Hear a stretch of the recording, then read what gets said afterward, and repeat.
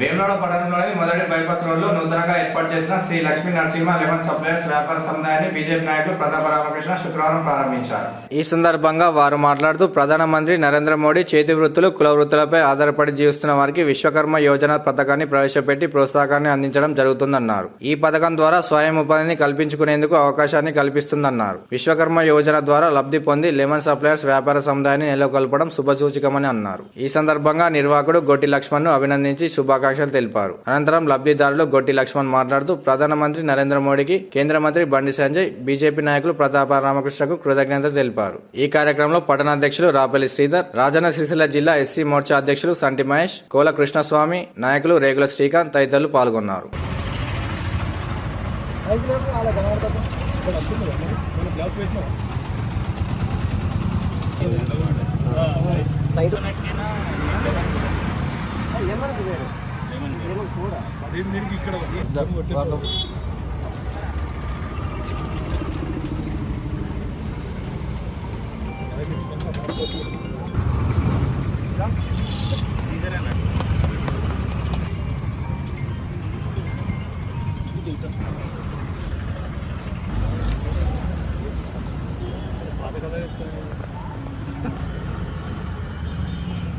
ప్రధానమంత్రి గారు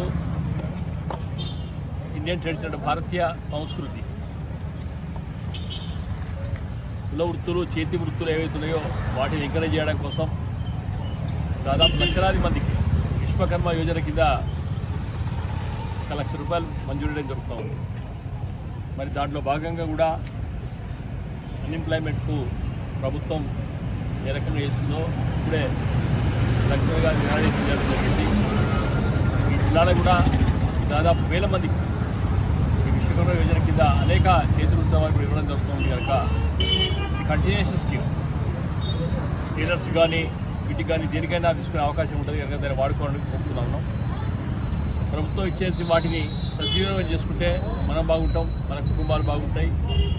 ఆ ఉద్దేశంతోనే నరేంద్ర మోడీ గారు ఒక ప్రత్యేక రూపకల్పన విశ్వకర్మ ఆ యోజన కింద మరి దాంట్లో భాగంగా చేయడం ఆనందంగా ఉంది కనుక వారు దాన్ని బాగా ఉపయోగించుకోవాలని కోరుతా ఉన్నాం.